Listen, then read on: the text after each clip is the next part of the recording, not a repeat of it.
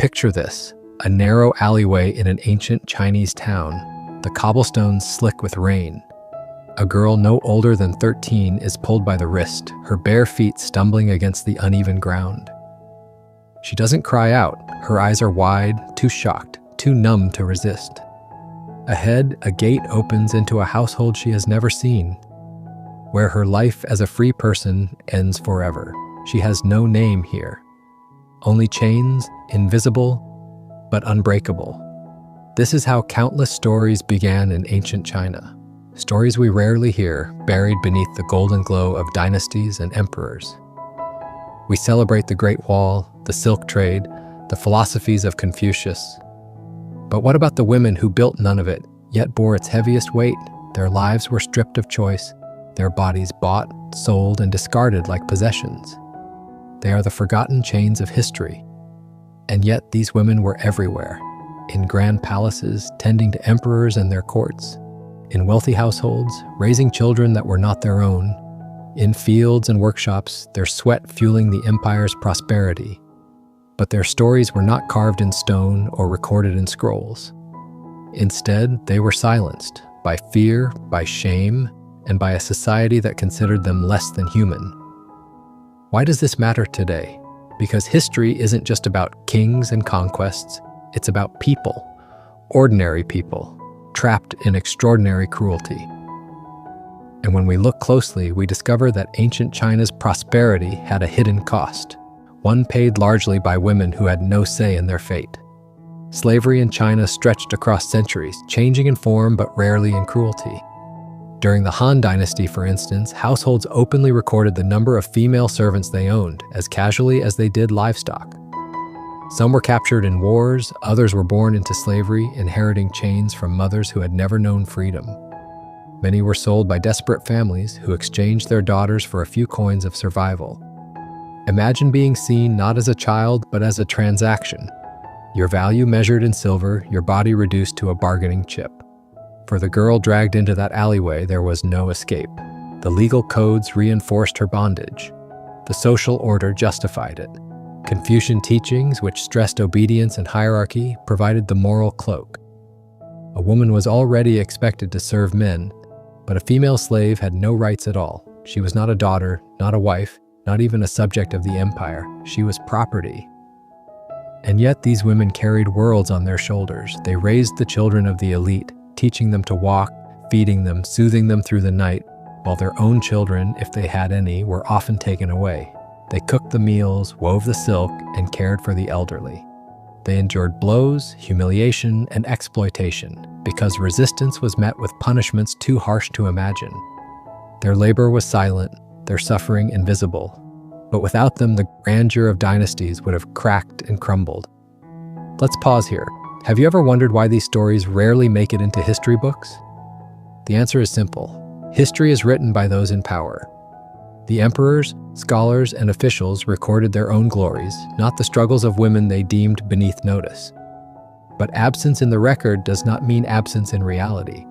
Archaeological findings, fragments of legal codes, and whispered references in old poems remind us that behind every grand palace hall, shadows moved, shadows of women who were never meant to be remembered. This silence makes their suffering even more haunting. We cannot read their words, we cannot hear their voices, but we can imagine their fear as the household doors closed behind them, sealing away their futures. We can feel the weight of their despair, knowing that even death sometimes felt like the only release.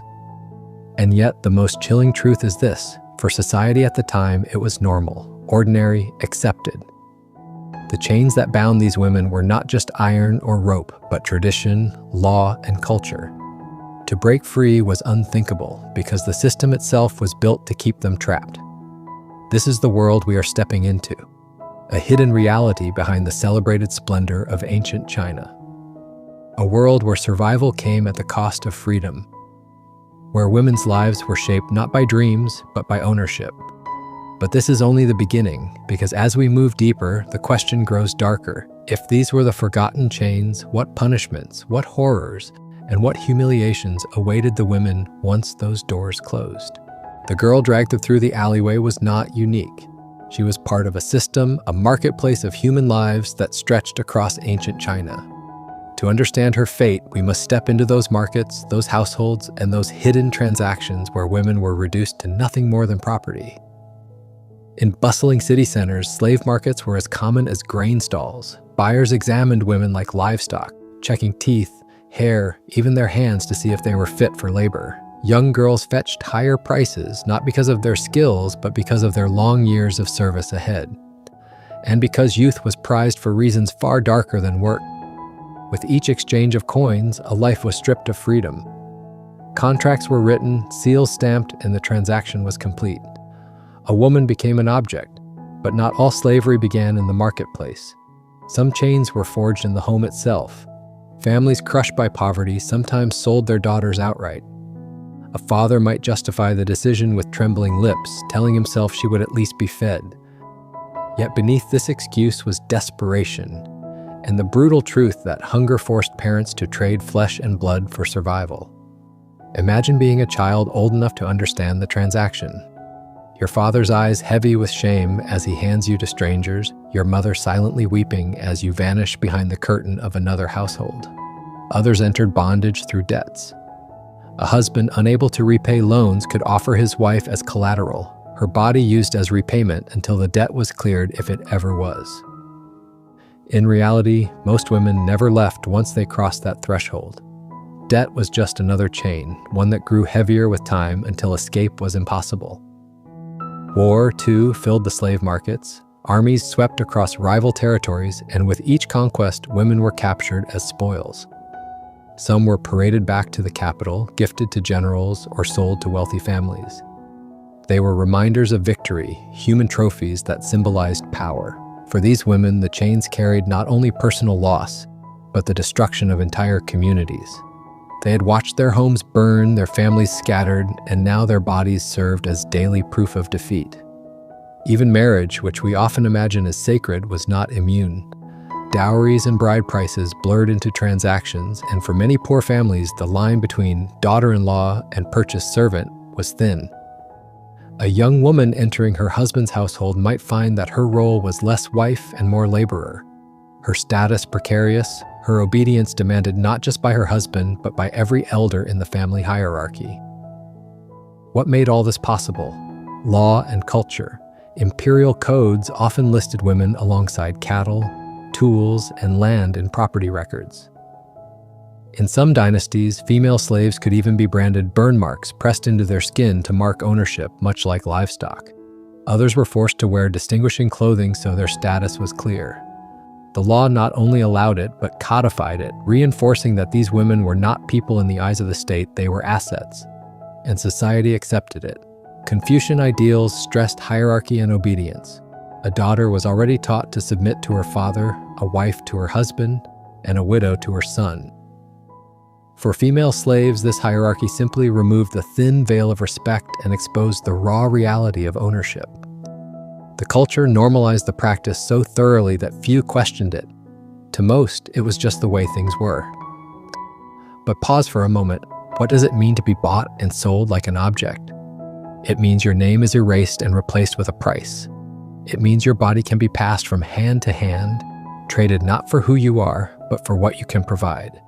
It means that at any moment, your life can be uprooted again, not because of your choices, but because someone else decided to sell you on.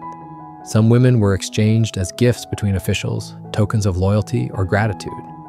Others were wagered in gambling debts, lost in the turn of a dice. A few were even buried alive with their masters, their bodies forced to follow in death as they had in life. These are not isolated cases, they were part of a system that thrived for centuries, deeply woven into the fabric of society.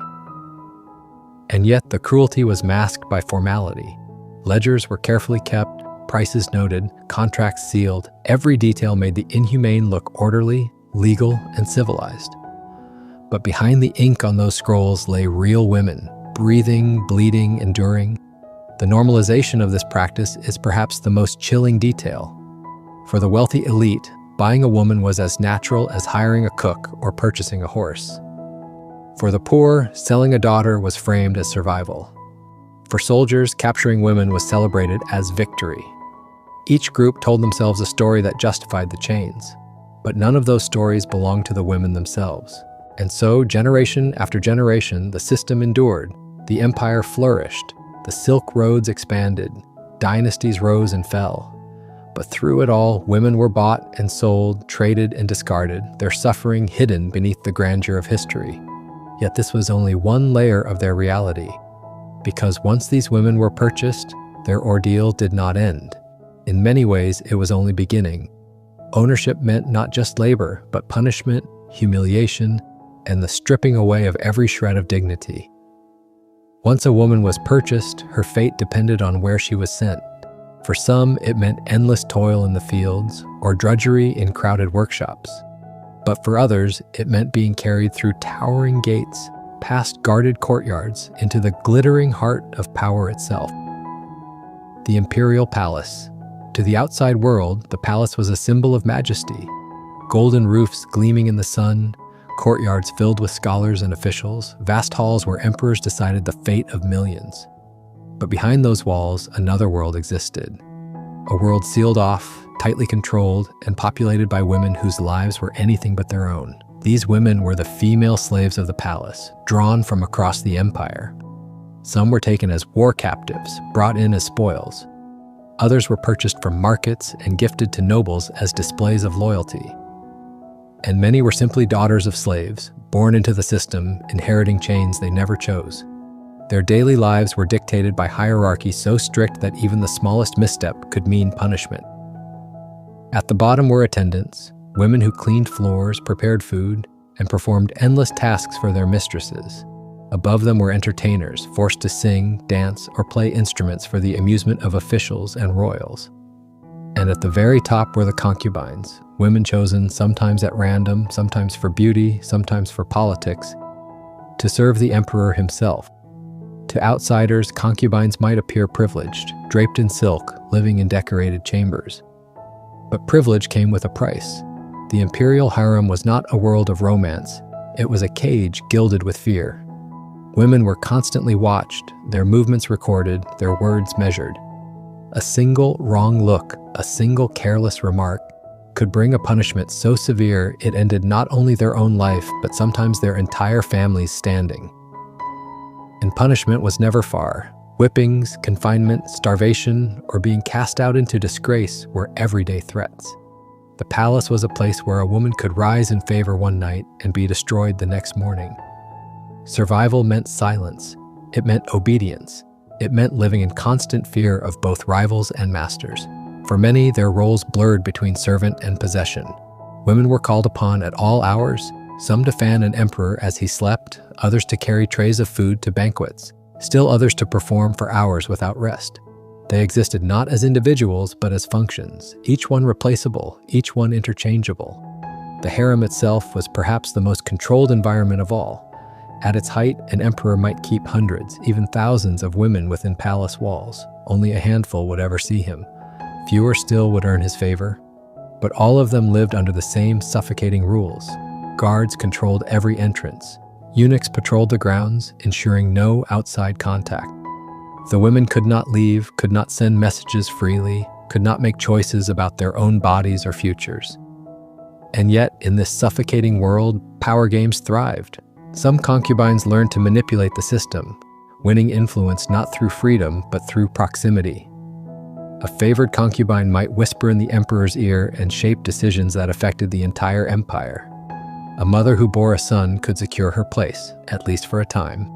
But for every woman who rose to prominence, countless others remained invisible, forgotten in silent chambers, their names never recorded, their lives wasted away. What made this system so cruel was its unpredictability. A concubine might wake to find herself dressed in silks, summoned for a banquet, basking in temporary favor. But by nightfall, she could be accused of disobedience, stripped of her clothes, and beaten in front of others as a warning. Fear was not an occasional visitor, it was a constant companion. And while stories of influential women have survived, names like Empress Lu Ji or Empress Wu Zetian, the vast majority of palace women lived and died in silence. Their graves were unmarked, their stories unspoken, their memories erased. For every woman who shaped history, thousands more were swallowed by it. But perhaps the most haunting truth was this: escape was impossible. The palace was a prison with walls so high no one could climb, gates so heavily guarded no one could pass. Even if a woman managed to flee, the punishment for being caught was brutal, not just for her, but often for anyone who dared to help her. Most didn't even dream of escape. They knew that the palace walls were the boundaries of their existence, the limits of their world. It is easy to imagine the grandeur of the imperial courts, the feasts, the music, the jewels. But behind those glittering images were women who never smiled freely, who never spoke openly, who lived in constant dread of being summoned or discarded. Their suffering was woven into the very fabric of palace life. And yet, what happened within those walls was only one side of the story. Because outside the palace, in households across the empire, female slaves endured their own horrors. They were beaten, exploited, and stripped of dignity in ways just as severe, though far less visible. Obedience. For female slaves in ancient China, this was more than a rule, it was a sentence. Inside palaces, behind courtyard walls, and across the empire's fields, one principle governed every woman in bondage: absolute submission. Disobedience, no matter how small, invited punishment so cruel it could end a life. What began as silence and servitude often ended in pain and fear. The punishments were designed not just to correct behavior, but to break the spirit. A missed task, a poorly prepared meal, even the smallest hesitation when addressed by a master could unleash violence. Whippings were common, the crack of bamboo rods echoing in courtyards. A woman might be forced to kneel for hours on stone floors until her legs bled. Others were starved as discipline, their food rations cut until they grew too weak to stand. But brutality did not always leave visible scars. Some punishments were psychological. Humiliation meant to crush dignity. A woman might be paraded before others, stripped of clothing, mocked as a warning to her peers. Some were locked in isolation, left for days in dark chambers with only silence for company. The message was clear: obedience was survival, and yet the system went deeper than punishment. It was not enough to control the body, the mind itself had to be reshaped. Ancient moral codes, often cloaked in Confucian ideals, reinforced obedience as a virtue. A woman must follow her father, her husband, her son. For a female slave, this obedience was doubled. She was taught that her worth lay only in service, that her silence was her greatest strength, that submission was the natural order. In time, the chains moved from her wrists to her thoughts. One of the most haunting practices tied to control was foot binding. While not exclusive to slaves, it was often enforced with greater cruelty on them. Tiny feet were considered symbols of beauty and obedience, but for the women forced into the practice, it was a life of agony.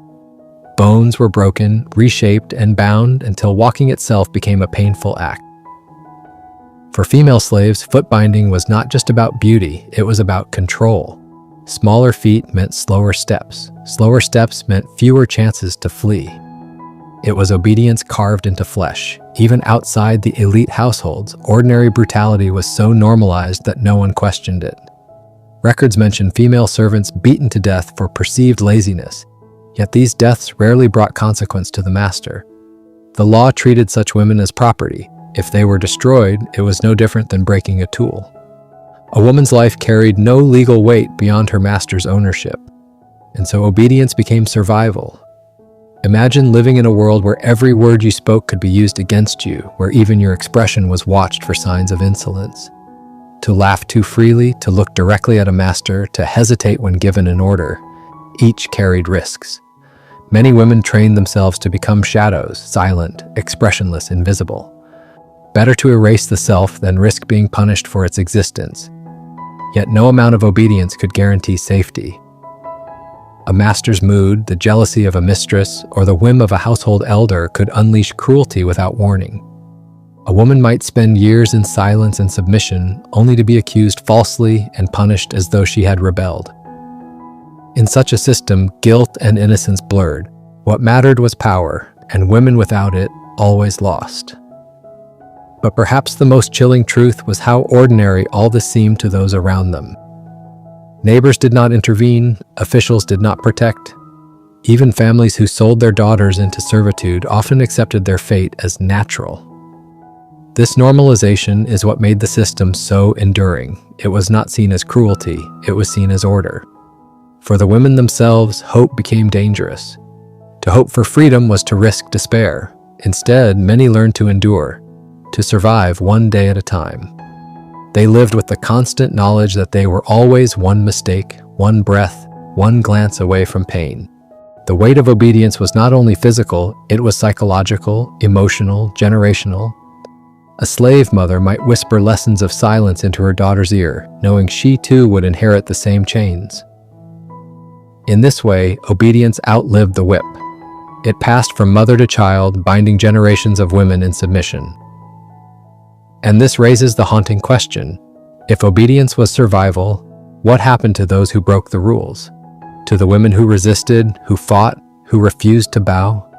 Their stories are rare, but they exist, and they show us both the price of defiance and the unyielding cruelty of a system designed to crush it. For every chain, there was at least a flicker of resistance. For every command, a silent calculation: obey, endure, or defy.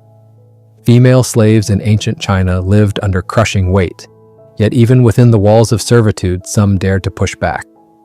Their methods were rarely dramatic. There were no mass uprisings, no armies of women storming the palaces.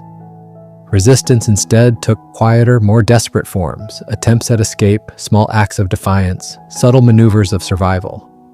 Escape was the boldest form of resistance. Historical records tell of women who slipped away under the cover of night, vanishing into forests or trying to blend into the anonymity of city streets. But the empire was vast, and networks of surveillance tight. Runaway slaves were hunted, captured, and branded as warnings to others. The price of failure was often death, or worse, public humiliation followed by brutal punishment. And yet, the fact that women still attempted it reveals something profound. The human spirit refuses chains even when the odds are impossible. Others resisted not through flight, but through intelligence. In households where intrigue thrived, some women learned to navigate the treacherous hierarchies by forming alliances. A concubine might ally herself with eunuchs or rival servants, trading secrets and favors to secure protection. An attendant might deliberately attach herself to a powerful mistress, enduring her temper but gaining a shield against harsher punishments. These were not victories in the traditional sense, but strategies of survival in a world where open defiance was fatal. Some forms of resistance were quiet or still. A servant who stole scraps of food for her starving child. A woman who deliberately slowed her work, dragging out tasks in silent protest. Another who feigned illness to avoid a night of abuse. Each act was a whisper of rebellion, small enough to avoid immediate notice, but significant enough to preserve a sliver of dignity. Yet the reality is harsh. For most, resistance ended in silence. Fear silenced voices before they could rise.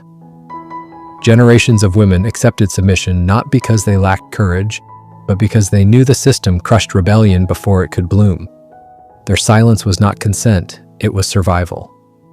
Still, within that silence, stories linger. Chinese folklore sometimes carried traces of these forgotten women. Tales of clever servant girls who outwitted cruel masters, or concubines who whispered words that changed the course of dynasties. These stories, though embellished, hint at a truth. Women's resilience endured even when the world sought to erase it. Consider the story of Zhao Yi, a concubine recorded in the Tang dynasty. She had little power, yet when the emperor grew suspicious of a plot, she risked her own safety to warn him, saving not only his life but her own standing. Though rare, such accounts show how some women carved fragile spaces of influence in the shadows of power. But for every name that survived in records, countless more were lost. Women who endured in silence, whose resistance was nothing more than living another day, protecting their children, or holding on to a fragment of identity in a world determined to strip it away. Their voices are gone, but their endurance speaks louder than words. And here lies the paradox. Silence, in its own way, was also resistance. Refusing to break under relentless control, enduring without surrender, was itself an act of defiance. To breathe, to endure, to survive, that was rebellion in a society that saw them only as property. Yet their stories also remind us of the tragedy of forgotten lives. History did not record their names. Archaeology finds traces of their labor, woven silk, tilled fields, domestic artifacts, but rarely the imprint of their individuality. The silence left behind is as chilling as the punishments they endured. When we imagine them, we see not heroic warriors or triumphant rebels, but ordinary women caught in impossible conditions, mothers separated from children, girls forced into service before they knew what freedom meant, women who learned to endure rather than dream. Their resistance was not in overthrowing the system, but in surviving it day after day, year after year. This raises a haunting question. Is survival itself enough? Does enduring oppression without breaking count as victory? Or is it simply another form of defeat? The answer is complex. What we know for certain is that these women, despite their silence, were not broken completely. They held fragments of dignity, resilience, and humanity that the system could never fully erase. And as we reflect on their resilience, we must also confront the system that silenced them. Because silence was not a choice. It was enforced by fear, by violence, by culture itself. But even silence cannot erase history forever. Traces remain in stories and laws, in the very absence of their voices. And when we listen carefully, those silences speak louder than words. Yet before we end this journey, there is one final question we must ask. What does this history mean for us today? What lessons echo from the suffering and silence of these forgotten women? That is where we turn next. The palace walls have crumbled, the emperors are gone, the silk roads have faded into memory. But the echoes of those women's chains have not disappeared. They linger, whispering across centuries, reminding us that cruelty, once normalized, has a way of repeating itself. For the female slaves of ancient China, obedience was survival, resistance was fleeting, and silence was the rule. Their suffering was woven so deeply into society that most never questioned it. And yet, is that so different from the world we live in today? Consider this. Slavery did not end with dynasties. In fact, the forms of bondage that trapped women in ancient China are disturbingly familiar. Human trafficking, forced labor, sexual exploitation. Millions of women and girls around the world still live in conditions that echo the past. They are bought and sold, sometimes across borders, sometimes within their own communities. They are silenced by threats, by fear, by systems that place power above humanity. The chains may no longer be carved from iron, but they remain just as unbreakable. Modern statistics tell a chilling story. International organizations estimate that tens of millions of people live in conditions of forced labor today. And the majority are women. Just like in ancient China, poverty pushes families into desperate choices. Just like then, conflict tears women from their homes. And just like then, cultures often turn a blind eye, normalizing exploitation as the price of survival or prosperity. This is the danger of forgetting history. When we look at ancient slavery as something distant and alien, we comfort ourselves with the illusion that humanity has moved beyond such cruelty. But the truth is far more unsettling. What was accepted in the past can reappear in the present, reshaped, renamed, but fundamentally the same. The story of China's enslaved women teaches us something profound. Cruelty thrives when it is normalized. Beatings became routine, selling daughters became survival, enslavement became law. And once a society accepts such practices as ordinary, they become nearly invisible. That is the most frightening lesson, that human beings can grow accustomed to anything, even unimaginable suffering, if it becomes part of daily life. So what do we do with this knowledge? We remember. We speak the names that history erased.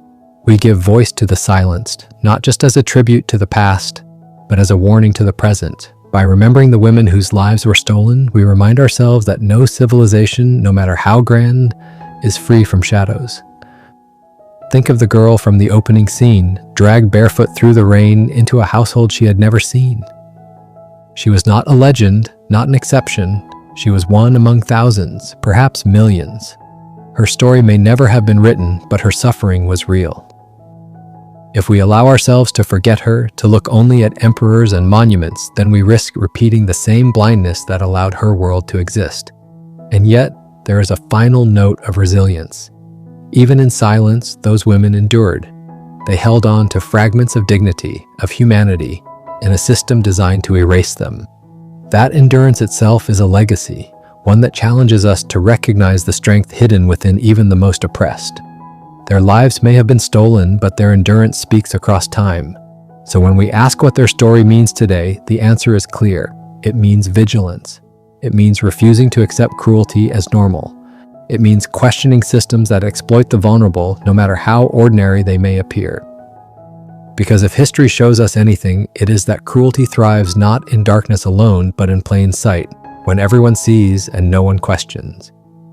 The echoes of those chains remind us of our responsibility to see, to question, to resist silence, and perhaps most importantly, to remember. Because history is not only about emperors and monuments, it is about the forgotten, the voiceless, the invisible. And by telling their stories, we ensure that their suffering was not in vain. The question we must ask ourselves now is simple but haunting. When future generations look back at us, what cruelties will they see that we failed to stop? The chains of ancient China may be broken, but the echoes remain, and whether we listen or ignore them will shape the world we leave behind.